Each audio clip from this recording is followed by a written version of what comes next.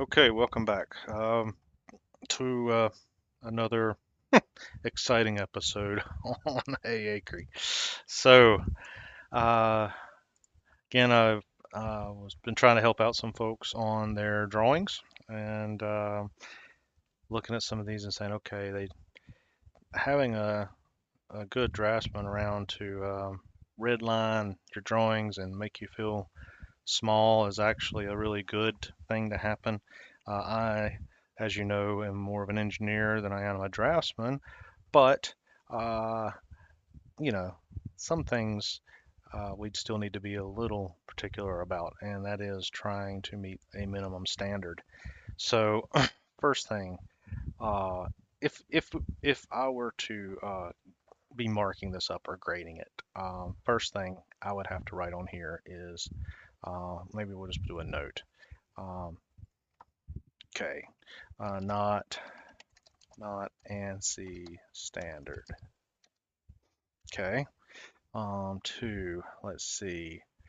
Um, it's really hard to get past the not ANSI standard. Whole callouts not used. Okay. Let's see what else we see. I have looked in the title block. Title block um, typed in. Not supposed to do that. Um, didn't use what's it called? File properties. If you did, all the stuff in the title block would be filled out correctly. Um, extra blocks, let's call them blocks, in title block. Okay, so that's this stuff over here. That wasn't necessary. Notice I haven't even got to this stuff yet. Let's see. Let's see. Caps lock. Okay, everything should be in uppercase letters in drafting. Okay, so I see some lowercase stuff here. What's the weight? Um, that's not filled in. So that's where we start, right? Aluminum. What grade of aluminum? Mm, that's why we use the tools in the software. All right. Now let's take a look.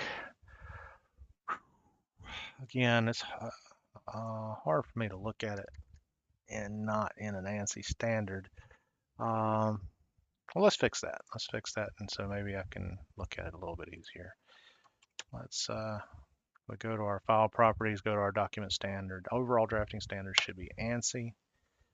Okay, now see how all the numbers read horizontally, all the dimensions, and the arrows change styles and so forth. All right, so first thing I see is a lot of stuff inside of the body. Not okay. Not okay at all. So we would need to spread this stuff out. Oh, our views are not projected. That is not okay either. Wow. And our views are wireframe. They should be hidden lines shown. Sorry, sorry about the wows. I don't know whose this was. Some random submission. Let's just put it that way. So, but I can't correct these because the first rule is you must project your views, right? When we do that through the drawing tab, projected views. So everything about these view creation is wrong. They must be lined up. Um, so I'll show you how to do that correctly in just a second. Well, let's review what is here. So I see dimensions on hidden lines, which is not allowed, and I also see that they are on the little straight line in between your radii. That is not useful. Okay, we would dimension the width of the cuts, and then the radii, whatever that is just what it is. Okay, same thing here, dimensioning to the beginning of the radii. So this is dimensioning to a tangent corner or tangent edge.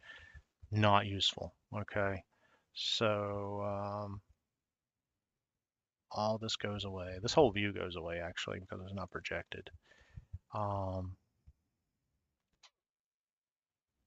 This view has grooves. I'm just trying to figure out which view would be good to start from. I'm having a hard time with that as well. We need to see the front and the back, as well as the side that shows us those. All right, so we're just going to delete these views.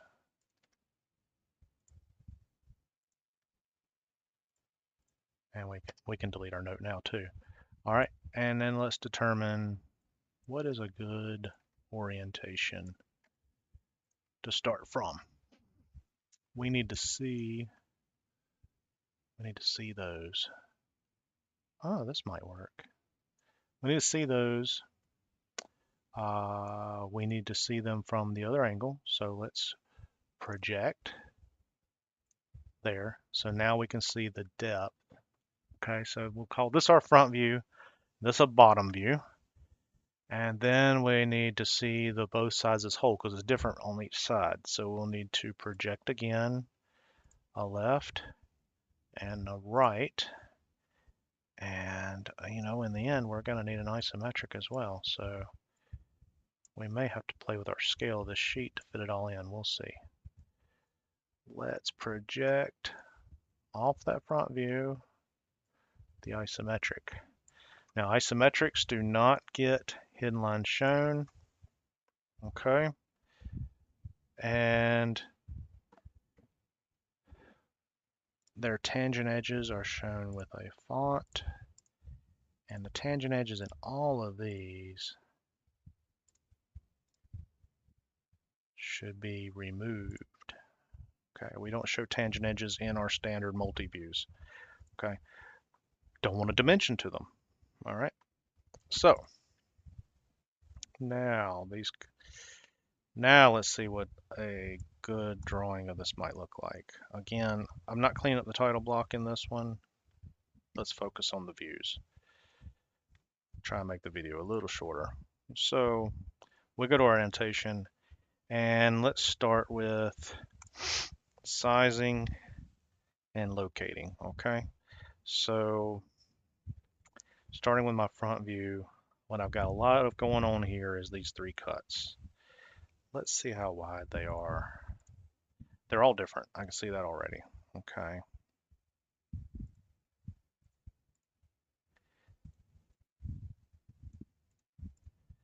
All right. SolidWorks has staggered them for us. We can show 3-place decimals.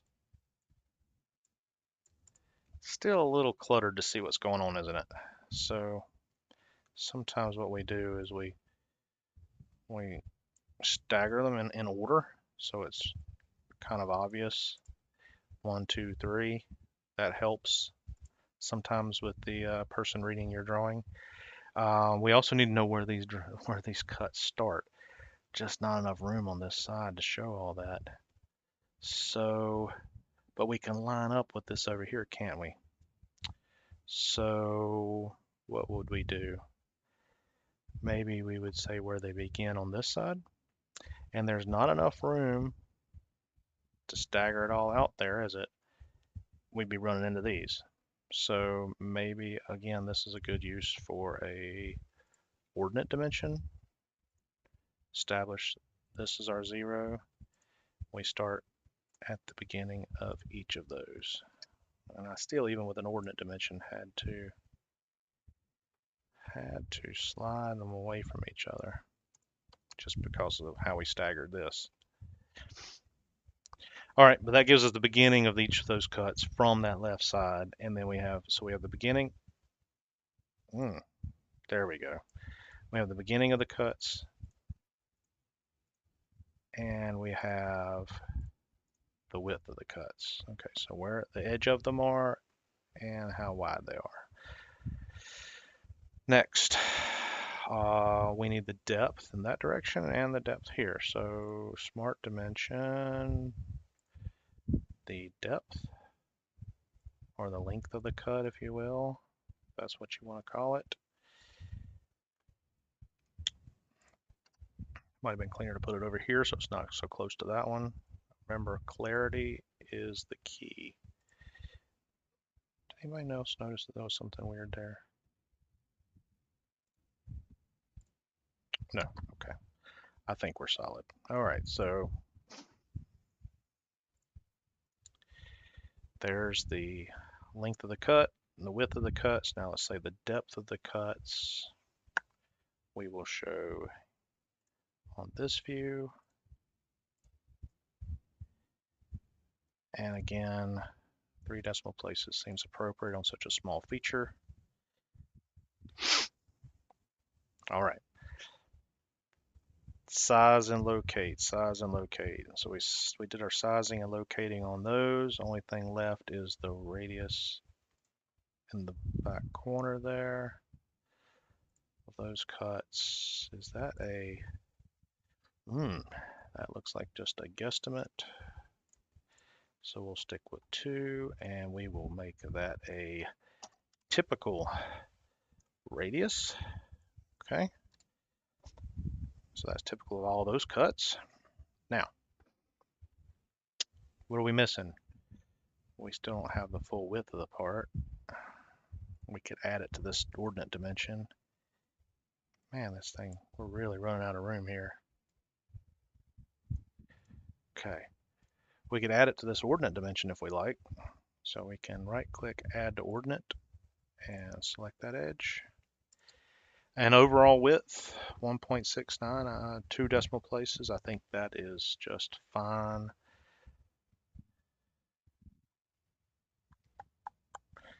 Okay. We got the width. We don't have the height yet. Or I don't know what we want to call this, height, length. There's the length. There's one width. And there is the other. Okay. It's a weird combination of dimensioning styles, but sometimes you got to do what you got to do. All right.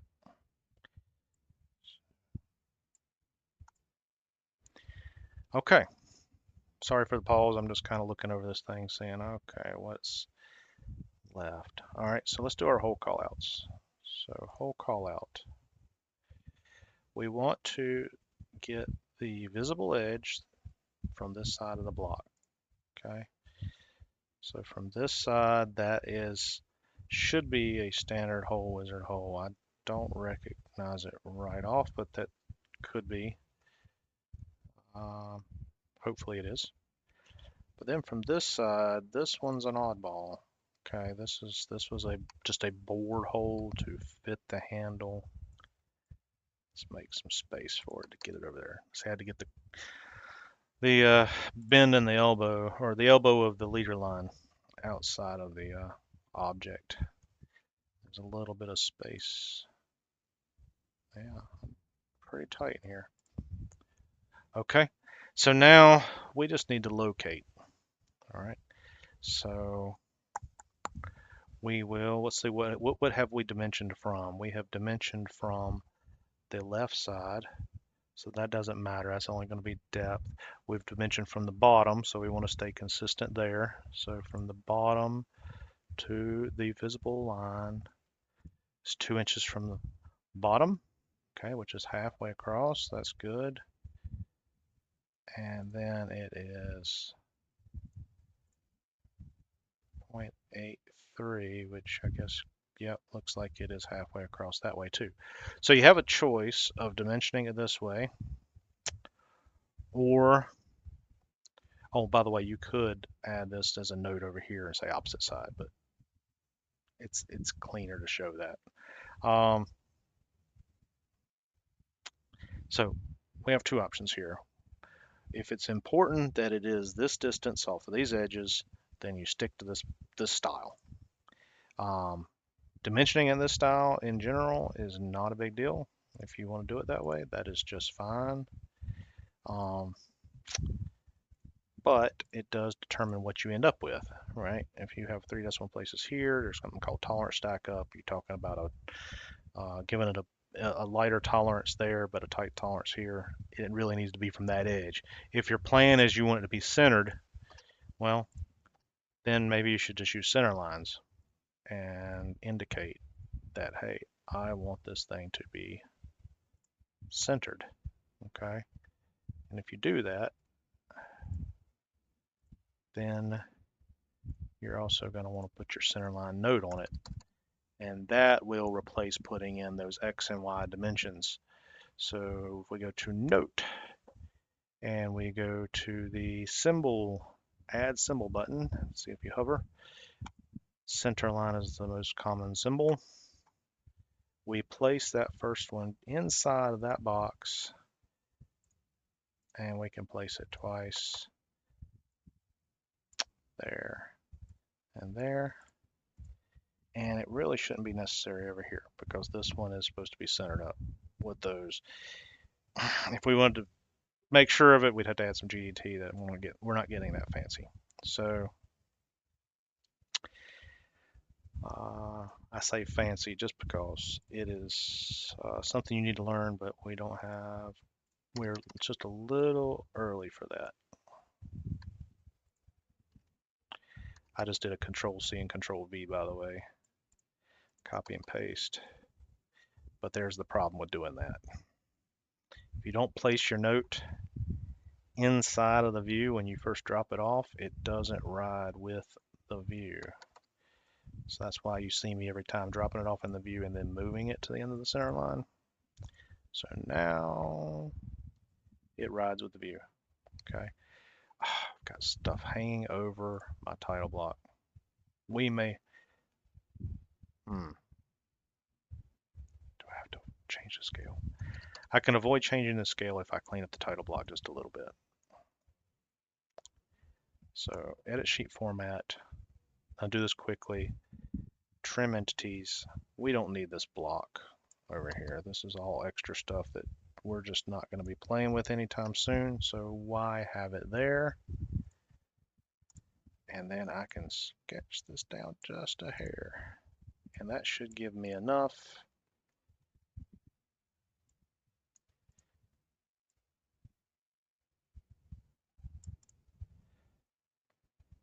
Just enough to be, actually I can even do this.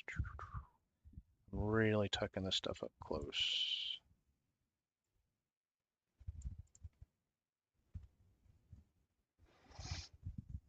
Again, I could have probably got away with not even having that view if I'd added a note to my whole call out over here, but this method is cleaner. Okay, there you go. Again, this needs to be addressed as well, but we will not do it right now. Just know that file properties is the only way you're supposed to fill this stuff in. You're not supposed to edit your sheet format every time. Okay, I'll cover that later. Hope you have a great afternoon, and Acre out.